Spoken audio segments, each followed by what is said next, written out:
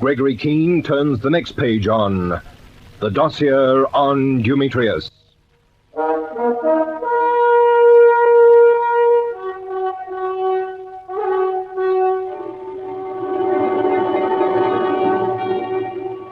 After Dumetrius or some of his henchmen had tried to get rid of Peter Ridgway by pushing him under a train in the underground, we decided we absolutely had to get hold of Ridgway before it was too late.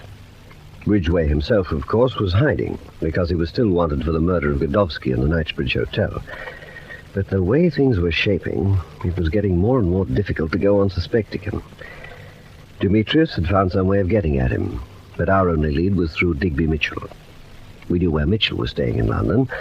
He was in a private hotel in Bloomsbury. So after the affair in the underground, we headed in Mitchell's direction. It was late, too, going on for 3 in the morning.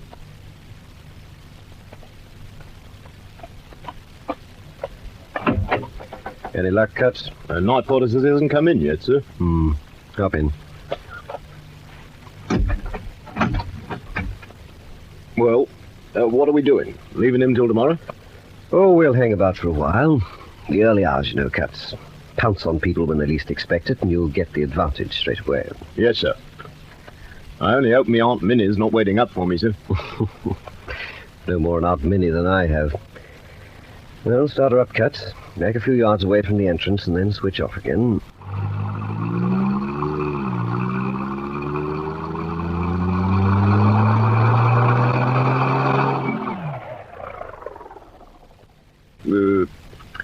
Just how tough can we get with this bloke Mitchell? Oh, tough as he wants it. But we shouldn't have to get tough at all. If he's an ounce of sense, he'll take us to Ridgway tonight. But if he hasn't, well, it'll be just too bad. Yes, sir. Because I have a pretty good idea Ridgway and Mitchell know more about this affair than we do. Well, they wouldn't have to know much, sir, now would they? Lucky enough to get a cooperative cabbie who did a marvellous job, Peter. You know, hanging well back all the time, but not losing sight. So, the fat man from the Tube who got in your way lives in the West India Dock Road. In a little street off it, actually. I marked the house down. We can tap him on the shoulder any time we like. I'd very much like to get at these people before Keene. That's exactly what I was thinking. Why don't we do something about it tomorrow night? If we scowl at the chap convincingly enough, he might just sing us a little song. You've been seeing those movies. I like those movies. I didn't care much for that stunt tonight. Chaps trying to shove you under trains. Irritating, to say the least. Very. And I don't much care for being saddled with a particularly filthy murder.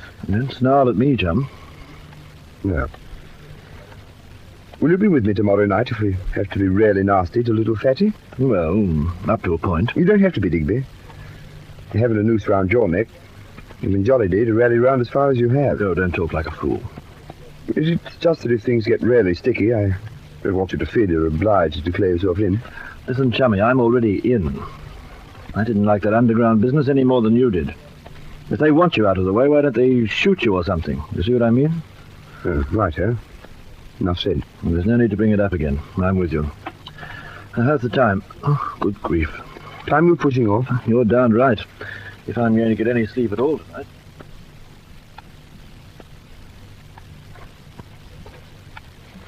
How'd you get, Cuts? I think this is our man. And don't take no for an answer. Well, leave it to me, sir.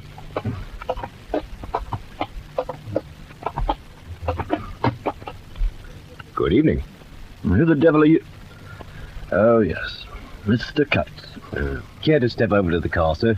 And Major Keene's waiting for you.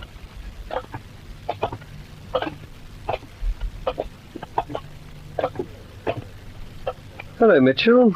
You keep late hours. What do you want? Hop in. I thought we might go for a little drive. No, thanks. It's past my bedtime. But, Cuts says yes. Like that, eh? We don't want any trouble, sir. Not when everything's so nice and quiet in Bloomsbury. You be a good bloke and jump in the back with the Major. I appear to have no choice. Good man.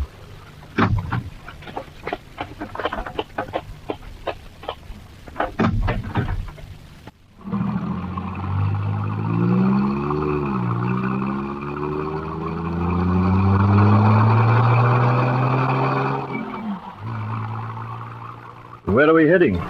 Oh, just around, you know. Where's Ridgway? Tucked up in the sleeping bag somewhere, I expect. How should I know? Oh, be a good chap, Mitchell. You and Ridgway are only getting yourselves deeper and deeper into the soup. And you're the cove to get him out of it, I suppose. Listen, Keene, if you think I'm going to help you shove a rope round his neck for that chap Godowsky... You know, the trouble with fellows like you don't move with the times. No? I didn't see any signs of you or your man Friday in the tube a couple of hours ago, when they were trying to whiz Ridgway under a train. So you were there too? Of course I was there. That puts a rather different complexion on matters, Cuts. If you were there with Ridgway, old man, you must have some idea of what he was doing there himself. You bet your sweet life I have. He was there to meet a popsy called Bergner. Well, that's not news. Why did he want to see her at all? How do you MI5 people get your jobs? By qualifying as the most utterly, completely bird-witted clowns they can find. Spare us the personalities, Mitchell. Talk sense, you'll find yourself somewhere a sight less comfortable than the back of this car. Why did Ridgway want to meet the Bergner girl? He's after her because she's working with the people who knifed Godowsky. How do you know? She made a point of getting Godowsky's address at North Ole Aerodrome. Well, what else? Ridgway arranged to meet her tonight to make sure she's involved. If she'd turned up and nothing had happened, we'd have known we were wrong about her. She didn't turn up, and plenty happened. Where was she supposed to meet him? Hyde Park Corner. Not Gloucester Road. I'm telling you, Hyde Park Corner. So that's how Dumetrius and his people knew where Ridgway would be at 2:30 this morning. Well, of course it is. Who did you say? Dumetrius. Dumetrius is the mainspring of this business. Pull up here, Cuts.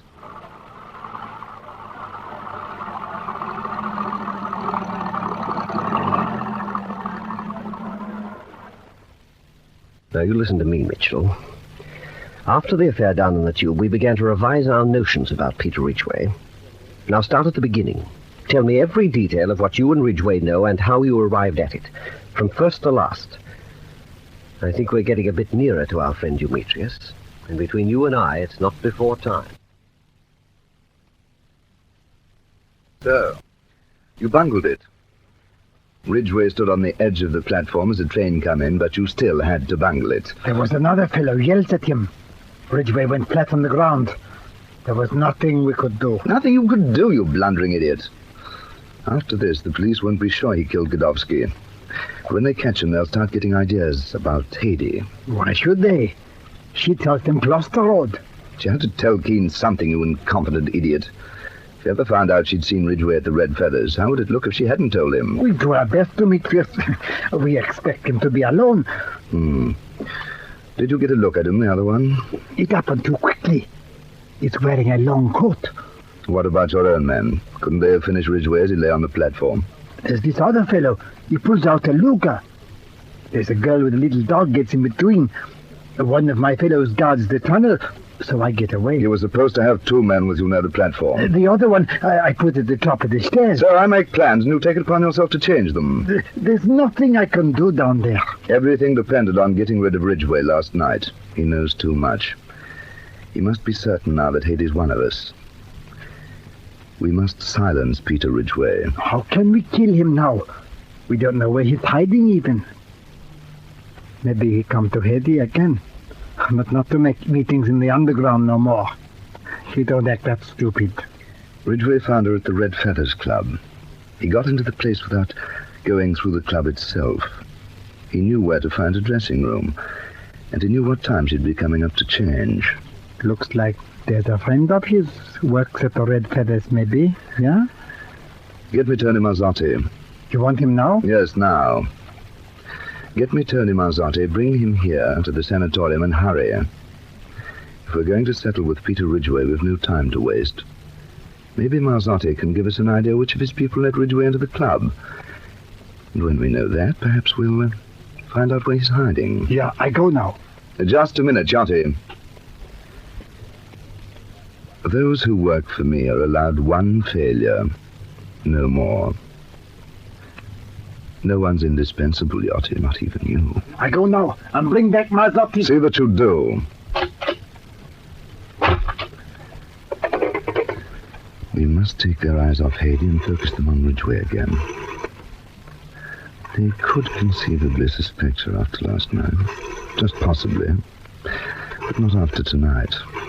And this time I'll attend to it myself.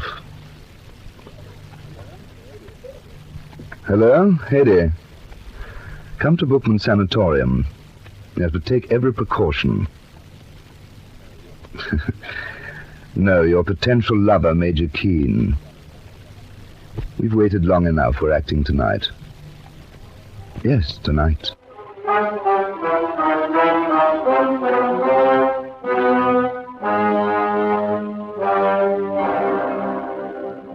Even after talking to Digby Mitchell, even after being almost convinced of the impossible, that Hedy was involved with Dumetrius as murderers, I still couldn't possibly have foreseen what Dumetrius was up to.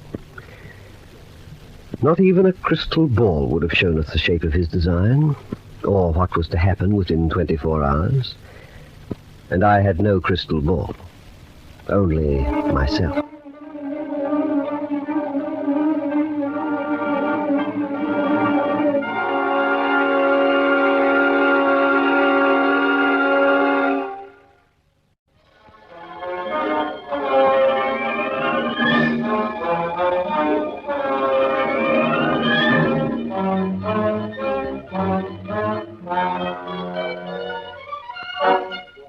Tony Mazzotti and his Red Feathers Club come under the spotlight of MI5 in the next chapter of suspense in Dossier on Dumetrius.